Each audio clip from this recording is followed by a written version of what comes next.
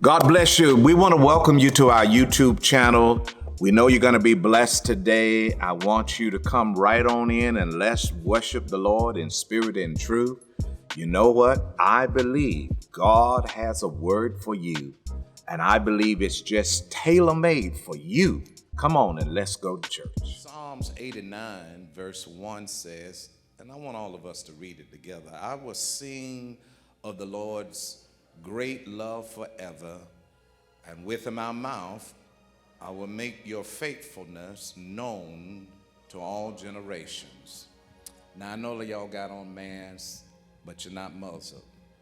So let's read it again. I will sing of the Lord's great song forever. With my mouth I will make your faithfulness known throughout all generations.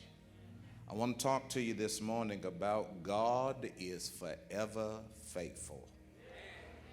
That's all I can tell you right now. God is forever faithful. Has it ever been a time in your life when it seemed as if God was missing? Most of us, if we were and is honest, would have to admit that there have been times, at least one time, may not all the time, but at least one time, when you thought God was missing in your life. Now, when we felt that God was strangely absent, because ladies and gentlemen, there have been some times even in my own life, doesn't make me any less than a Christian, but I was looking around seeing where I could find God. Not that I doubted God, not that I didn't believe in God, but ladies and gentlemen, I just felt as though he was missing. Now, honest people will say, Pastor, I felt that way too. Those folks that dishonest, they always, I'm not talking to you. Now, ladies and gentlemen, I want to say this. I want to make this disclosure. God is not missing in action. In fact, he is taking actions at this moment in your life because God will be forever faithful. God is not missing in action. I want to tell you, ladies and gentlemen, right now, God is taking some actions at this moment because he is forever faithful. When I read this Psalms 89 and verse 1, it says, I will sing of the mercies of the Lord forever. With my mouth I will make known thy faithfulness to all generations. For I said, mercy shall be built forever. The faithfulness, thy faithfulness shall thou establish in the very heavens. Mercy and faithfulness. These are, ladies and gentlemen, the underlying principle to David's covenant, because David opens up Psalms 89 and verse 1, I will sing, for I have said, everything around me and everything around this singer at this time, because when David was writing this Psalms, everything around him was dark. Everything around him was chaotic. He didn't write this Psalms when the skies was blue. Everything around him was dark, and he stood up and said, I will sing. It ain't like a lot of us now, because sometimes y'all can't sing unless things going good. Some of you all can't sing unless you got a boo on. Some of y'all can't sing I'm talking about Dave, everything, Minister Gay, everything around him was dark, Minister Mobley. Everything around him, ladies and gentlemen, it was dark. His nation, ladies and gentlemen, lies and ruin. But he holds on to two divine principles, and these filled his soul with a song because he holds on to God's mercy. And ladies and gentlemen, he's looking around at everything that's going on around him, and he gets in his spirit, I will sing. I wished I had more members like that. I wished I could have members who could sing on a stormy day. I wished I had people who could sing on a bad day. Oh, I wished I had somebody on a Sunday morning that would lift their hands up and just left some stuff and say, I will sing. I don't know about you all, but can I get somebody in the pew this morning just to grab hold and say, I will sing. It's easy to sing when things are going well. It's easy to sing when you got a good health record from your doctor. But oh, babies, when life throws you on the other side of the coin, will you be able to say, I will sing? Will you hold on to God's mercy? The word is used. He says, I will sing, I will sing, I will sing of his loving kindness, that marvelous characteristic of God. I will sing. Ladies and gentlemen, you can't sing if you don't know who you're singing to and singing about. That's why some of y'all don't understand how y'all can get with the praise service, is because, ladies and gentlemen, some of y'all trying to figure out how you gonna sing. Well, I want to let you know something. You can't sing if you don't know the Lord. If you can't sing, I will sing of his mercies of the Lord forever. And I will fill my mouth, preach Jonathon Carter. He shows us not just his kindness, but ladies and gentlemen, he uses the 7 words all the time. And David said, I will sing. Can I get you to say, grab hold and say, I will sing? Can somebody just say, I will sing? When the devil wakes you up in the night, you got to be able to say, I will sing. I want to say something. Do you remember Job? How many of y'all remember Job? You remember the devil that came against Job? How many of y'all remember Job? What was one of the things the devil came to Job? He said, where is God who giveth thee a song in the night? Can I tell you that a lot of Christians have lost their song? But tell somebody, I will sing. I'm going to preach every bit of it today. I said, I'm going to preach all of it today because I didn't make it 11 months on my own. I didn't make it 11 months because I've been good. I didn't make it down to the first Sunday of November of this last, of this 11th month of this year. Ladies and gentlemen, there got to been some times in my life that I had to say, I will sing, because how many of you know it's easy to have your own pity party? And because, ladies and gentlemen, you wonder, where is God who giveth us the song? But this is what the psalm does. The psalmist holds on God's faithfulness. He uses these words 7 times. This word faithfulness points of the psalmist. He said, I will sing. Now there must be, and I want you to hear me real good, because there must come a time in all of our lives, whether it's now or later, when you got to rest in everything that God has said, and then say, Lord, I know you're there. Let me say this, ladies and gentlemen. God is not going to abandon us. God is not going to give up on us. God is not going to forsake us. God is not going to let us down. God is not going to leave us hopeless.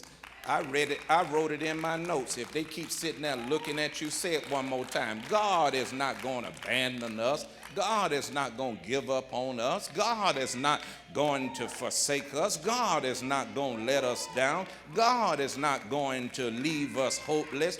God is not going to abandon us. God is not going to give up on us. God, and the devil wants you to think that God is going to give up on you. I would like for us to get this truth permanently engraved into our hearts that God is forever faithful. Let me hear the church say, God is forever faithful. And my assignment for our gathering this morning, let me show you what my assignment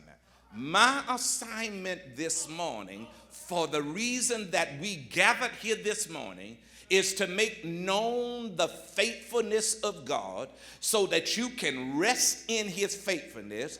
And listen, Psalm 119 verse 89 says, forever, Lord, thy word is settled in heaven, thy faithfulness is unto all the generation, and thou hast established the earth, and it abideth. And ladies and gentlemen, the faithfulness of God means that there has never been a time in our lives, nor will there ever be a time in our life when we will find God unreliable, untrustworthy, unsensible, unforgiving, and undependable. I said there will never be a time when you will find in your life that God is unreliable, untrustworthy, unsensible, and unforgiving, and he don't sit up in here and act like y'all. When somebody do you wrong, he go around acting like some of y'all. But thank God today that you are not God, because God is in time, on time, and every time. I said God is in time, on time, and every time. God is in time, on time,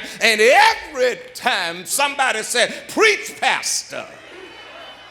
I'm going to do every bit of it today.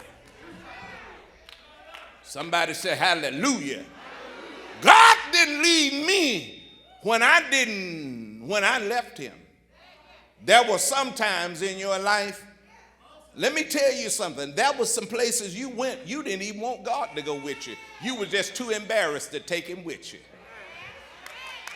Don't y'all sit here and act like you ain't never sneaked off somewhere. I said, there have been some times in your life you told God, stay in the car while I go in here, because you know you were getting ready to go somewhere where your foot shouldn't have been. You was embarrassed to take God. You knew, I can't take God in this club because I'm going to have me a drink. Oh, God.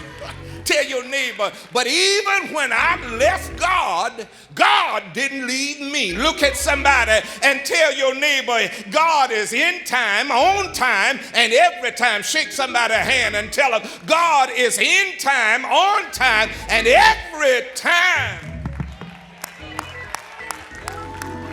Let the church clap a little bit. God is faithful. Somebody say, God is faithful.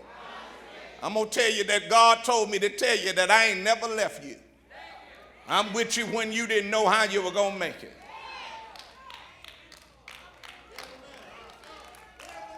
Tell somebody, I never would have made it. Recognize God's faithfulness. I want everybody to say, recognize God's faithfulness. Salon, I am convinced.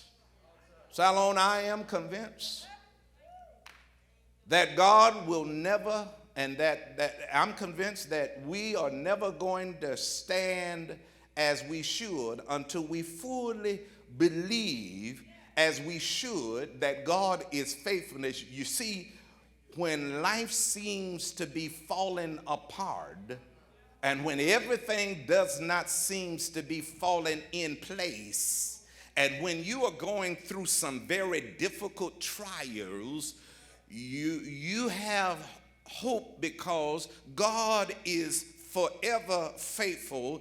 And if this truth about God's faithfulness is not engraved in your heart, if your heart is not completely depending on the fact, and then you will live your life and live your days on basically with no hope whatsoever as a Christian, God is forever faithfulness. And how can I discover that God is faithful? Well, you will discover his faithfulness by what he said. By what he said.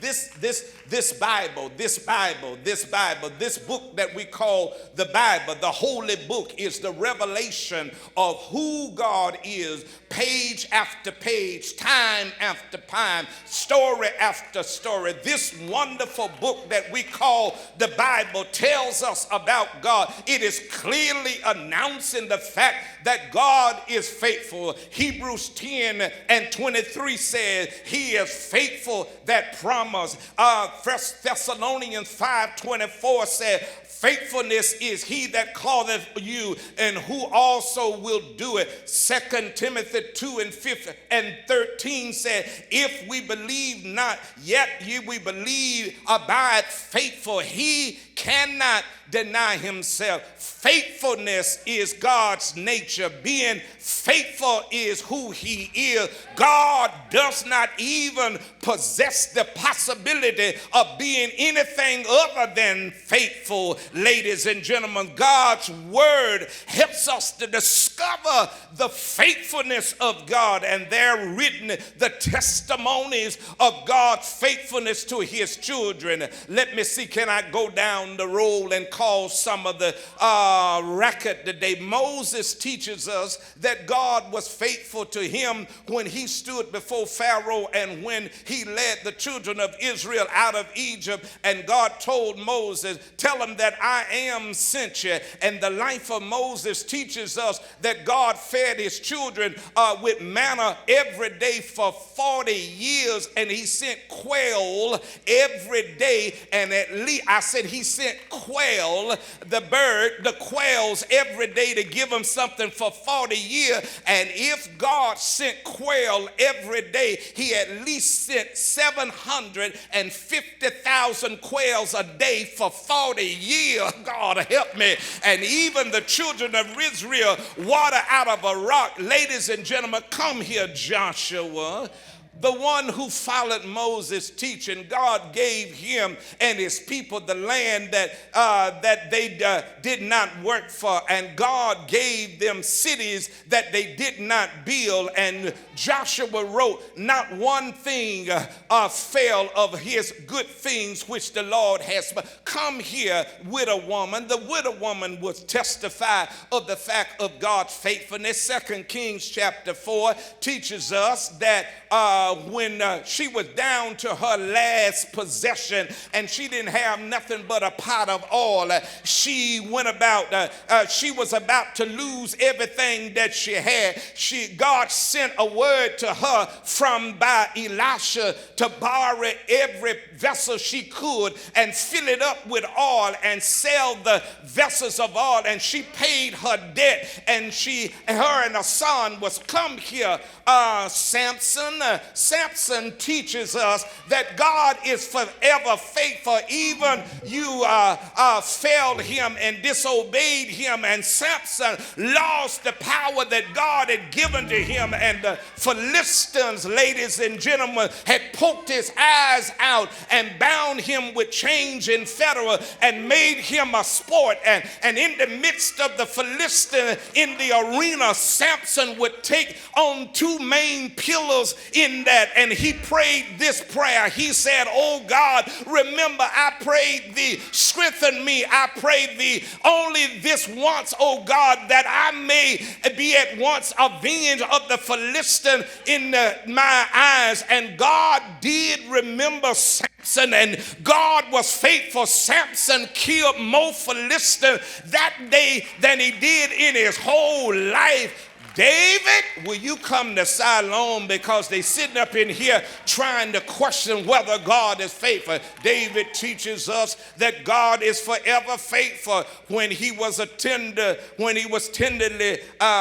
sheep, God gave him the strength to kill a bear and a lion, and God gave him the courage and the strength to face the king Goliath. And David teaches us that God stepped in and worked everything sing out, come here, 3 Hebrew boys. They sitting up in here waiting on me. I said, oh, tell me a story. Well, the Hebrew boys teaches us about the faithfulness of God. They was thrown into a fiery furnace because they would not bow to King Nebuchadnezzar's statue. And the Bible says in Daniel chapter 3, if it be so, our God whom we serve is able to deliver us from the burning fiery furnace, and he will deliver thee out of thine hands, O king. But be it known unto you that if our God do not deliver us, we will not serve your God,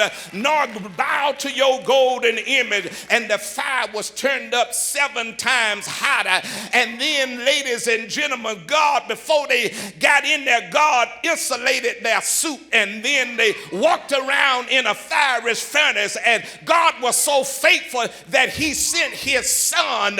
And they said, did not we throw in 3 men? Who is this 4th man? I'm trying to tell y'all that the 4th man showed up at your house.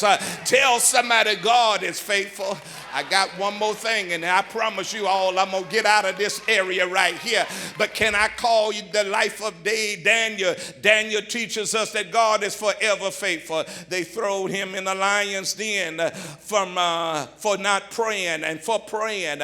Daniel would not quit praying, and God shut the mouth of the lions and made them lay down like kitty cats.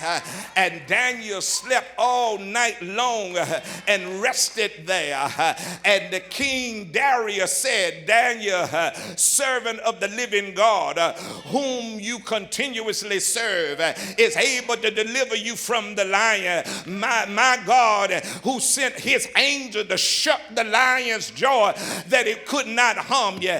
I just want to tell you, I called all of these men, and I thought maybe some of y'all would catch the record.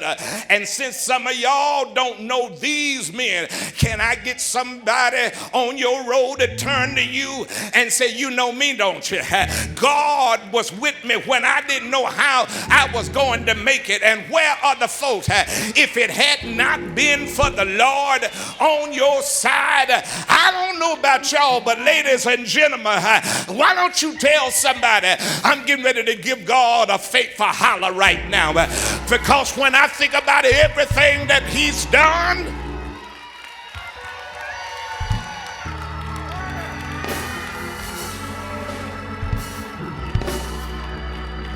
high five your neighbor and tell your neighbor, I gotta praise him because God has been faithful. God has been faithful.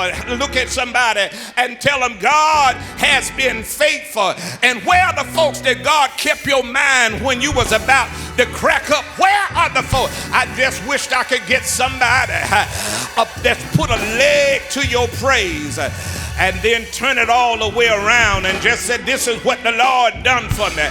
I only turned around so that I could tell you where I came from.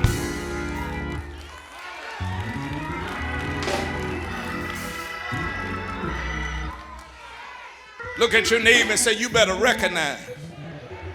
I say, you better recognize.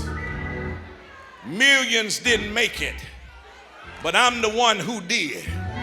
Look at somebody and tell them millions didn't make it, but I'm the one who did. Look at 5 more people and shake their hands and say, millions didn't make it. Millions didn't make it through COVID, but I'm the one.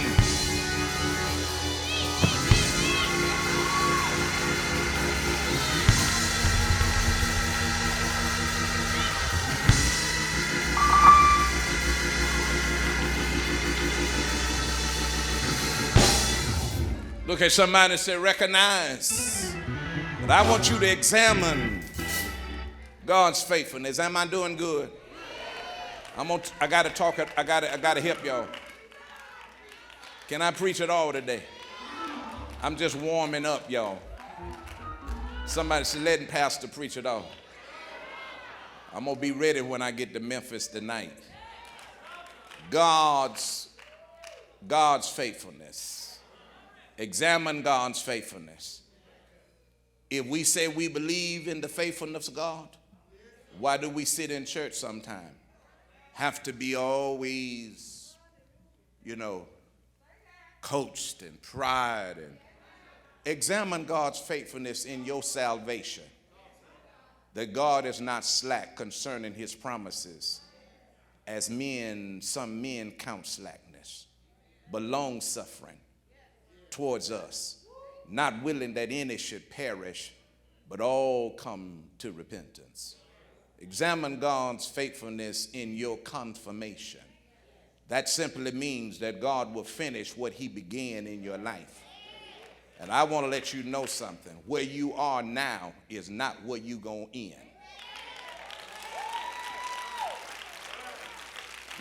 I'm trying to get 10 claps. Where you are now, don't you let your girlfriend say that's where you're going to end. Tell your neighbor, just keep waiting, because I got a feeling that a confirmation, being confident of this one thing, that he who begun a good work in you will perform it until the days of Jesus Christ. You don't hold him, he holding you. You don't hold him out to the end. He's holding you, ladies and gentlemen. God has held you so tight in his arms that when you were trying to wiggle out of his hand, you couldn't even get out of it. Examine God's tribulation. When I speak of tribulation, I'm referring to those tough times in your life, those tough times. I'm talking about them days when you say, Lord, I don't know how I'm going to make it. And have you lived? I think about, you remember that day when you sat on this front row. And when you said, this is the roughest day in my life. You remember that day when you were sitting at that cemetery. You said, this is the roughest day. You remember that day when you was at that hospital looking at a loved one terminally ill. And that day was dark. But you need to know that God was so faithful. If you look back over some of them worst times in your life, you'll find that they were some of the best times. Because what you called the worst time, it was really the best time. Because that was the time when you saw God really showed up at your house. I'm talking about, you know that there was days you were so weak, you didn't even know why you were standing. You didn't even see how you were standing. There was time you were so weak, you were looking for a wall to lean on, and you discovered it wasn't the wall, it was God holding you and the wall. Look at somebody and tell somebody it was the worst of time, but it was the best of time. It was the worst of time, it was the best of time, because I saw God more in that situation than I saw him in my time when I thought I had it together.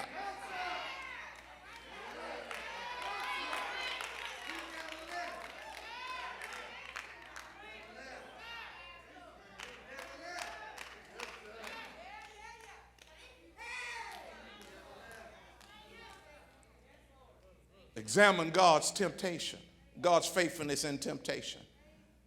When the Bible said no temptation overtaken you, that was common to man, that God is faithful, that he would not allow you to be tempted above what you are able to be tempted. And the temptation that he provided a way for you to escape, that you might be able to marry. You may be wondering about those times when the devil, that you faced the devil, and God permitted it, and then God protected you, and God provided. You got to examine God's faithfulness in your conviction, because when you failed God and when we were sin all around us, I want to let you know something, ladies and gentlemen. The Bible said if we confess our sins, he is faithful and just to forgive us of our sin and cleanse us from all unrighteousness. And this means that God is the God not of a second chance. Because you need to stop. You need to stop walking around talking about God is the God of a second chance when you on the 4th, 5th, 6th, 7th, 8th, and 9, and tell your neighbor, and even 10. Tell your neighbor, he the God of chances. And how many of you know right that God's been faithful? Somebody said, preach it all, pastor. I'm getting ready to get close to it. Recognize God's faithfulness, examine God's faithfulness. But I tell you, I have come over these last 11 months to appreciate. You know, you'll get to a point in your life that you won't just take stuff for granted. After a while, you're going to get to a point in your life that you're not going to take it for granted. You're going to start appreciating some stuff. And where are the folks that appreciate the fact that they got up this morning? Where are the folks this morning that appreciate that God kept you when you couldn't keep yourself? And you know what? It ain't the big things God's been doing. It's those little things that God is doing. There are so many Christians who have lost their joy. You know what I've learned? I've learned that this COVID showed me what kind of church I had. I never knew I didn't have some people until COVID. Because, ladies and gentlemen, you know right now that there's a lot of Christians have lost their joy in God. And ladies and gentlemen, they've lost their appreciation to God. And ladies and gentlemen, they've lost heart. And, you know, and they sitting here just somber and really don't, you know, I don't know. Listen, I appreciate. I tell you what else I do. You're going to start learning to not only appreciate God, but you're going to get to the point you're going to start appreciating people. Especially folks that stayed with you when you were going through. I'm talking about anybody can hang around when you're up. But them folks that stayed with you when you was on the ground, you better start appreciating them. You better start appreciating folk that help you when you couldn't help yourself. And so what I want you to do this morning, turn to 5 people and tell them I appreciate you. I come to these funerals. And I hear all of this good stuff folks saying when a person is laying here in a casket. And I see these folk come down to the mic and talk about how good these people are. And I wonder in my mind, did those folks hear that stuff when they was alive?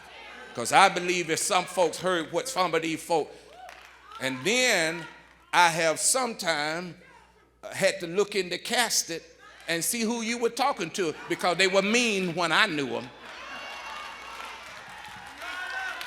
I have to look in there and say, that ain't the person we burying today. They was cussing and low down and backstab. You ever been to a funeral and you said, they got the wrong person in the casket who they talking about today?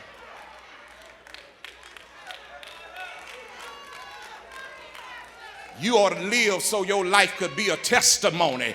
You ought to live so that when this world is tossing, you ought to live. I want to be able that when I come to the end of my journey, that somebody can say, I appreciate Jonathon Carter because he helped me to find Jesus.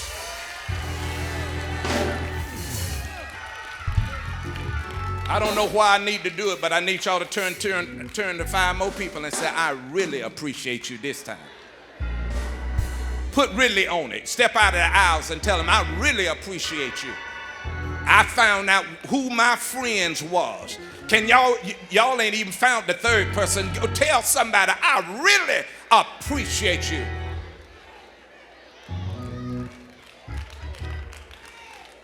You're going to get to a point. You're not going to always talk about, I don't need nobody. All I need is God. You're lying. I didn't know no other word. You're going to need more than God. You're going to need God's folks. Because let me tell you what God would do. God may not come in his person, but he'll send his folks. And I know God done sent his folks to me at my house ever since I've seen God send his folk. Even since sister been going through what she been going through, I've seen God send his folks.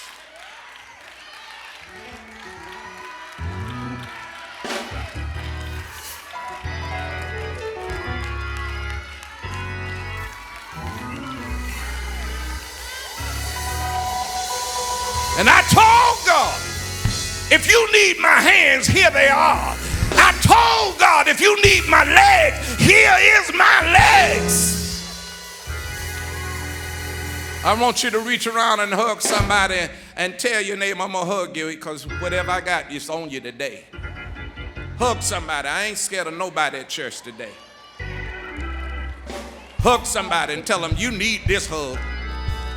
You don't get no hugs at the house. Go hug somebody and tell them, I appreciate God.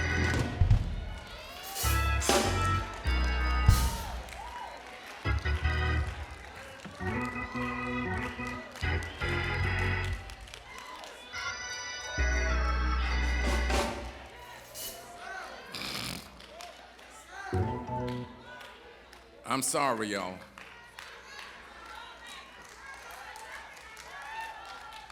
When everything else, Minister Mobley, failed, God was there. When somebody forsake you, God is faithful. I don't know how I'm going to get out of this sermon today, but I done got my way and I done got myself in this thing deep. When you were down and out,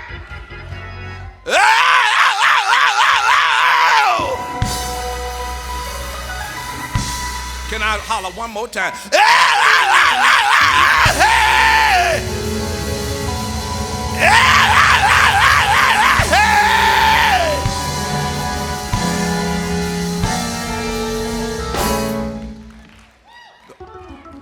Tell somebody, when I was down, God is faithful.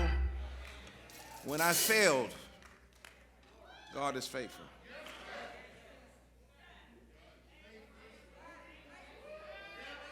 When I was spiritually emptied, Sister Baker, God is faithful. When I was experiencing sorrow, God was faithful, Valerie. When you were burdened, God was faithful. Lay hands on yourself and say, bless my bones today, God. Oh, my God. Lay hands on both of yourselves and say, bless my bones. When I received some news, and it wasn't the news I wanted to hear, God is faithful.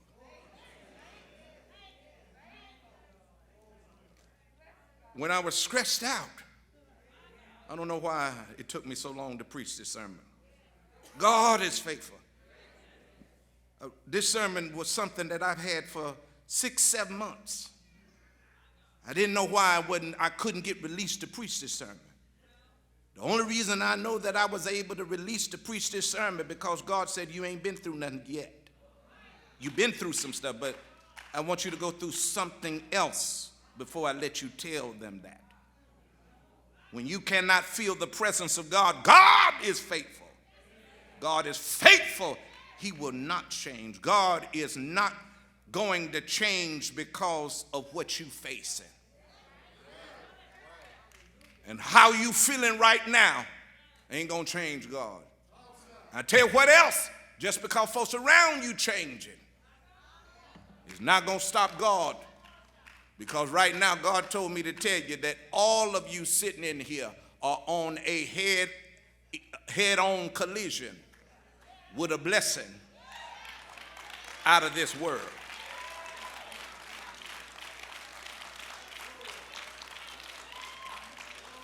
Give me a few more minutes. I read a story about a 3-year-old boy who felt secure in his father's arms as his daddy was in the middle of a pool. But the daddy, for fun, began to walk slowly towards the deep end, gently clinging deeper and deeper and deeper. And as the water rose higher and higher on the child, the boy's face resonated increasingly degree to panic. And as he held all the more tightly to his father, who, of course, easily touched the bottom, had the little boy been able to analyze the situation, he would have realized that he was no reason to be in increasing anxiety. The water's depth is any part of the pool was over his head. The water was never over the father's head.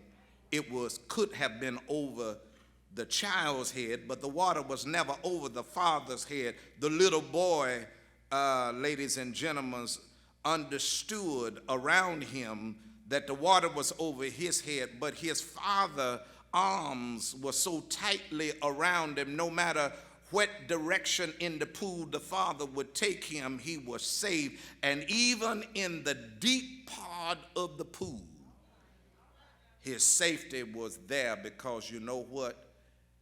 The water was over his head, but it wasn't over his daddy's head. I thought about, there have been some times the water been over my head.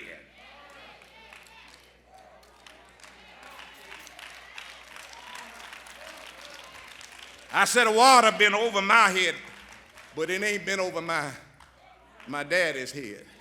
Tell your neighbor, it's been over my head, but it ain't been over. Somebody holler in here.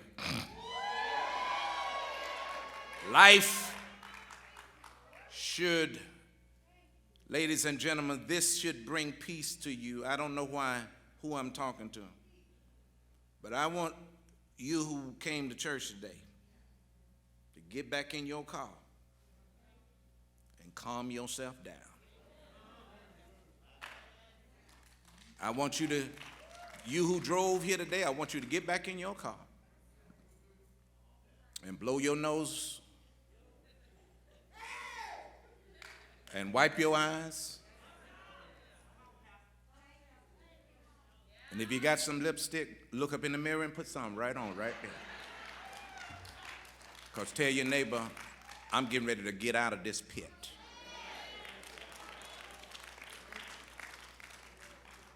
You can't stay there, because God is faithful. God is faithful. I want you to get back in your car today, and if you ain't ready to go, stay on the parking lot, because John sure gonna lock you in.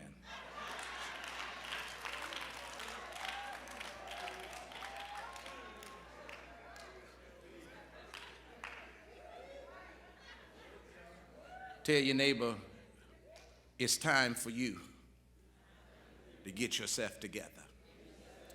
Tell 5 people, it's time for you to get yourself together.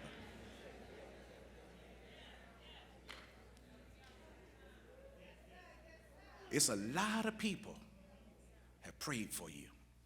A lot of people. And you got some powerful folks praying for you.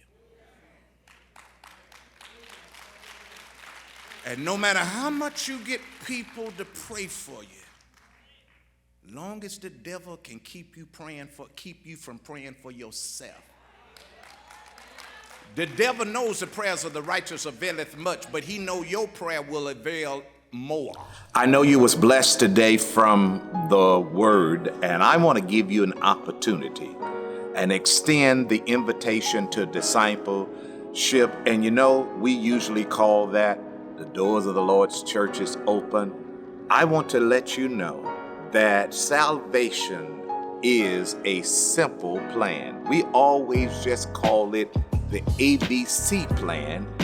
A is for acknowledge, B is believe, C, confess with your mouth and believe in your heart that God has raised Christ from the dead, and thou shalt be saved. I would love to be your pastor and let you be able to connect with the SCI family. We're going to tell you how some ways you can connect with us and be a part of this glorious family called the SCI. If you just made that decision, we are so excited.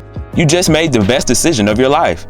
Our E-Team wants to help you take the next steps in your Christian walk. Text SAVED or JOIN to 404-548-8009. And a member of our eCampus team will be in contact with you. Welcome to the family.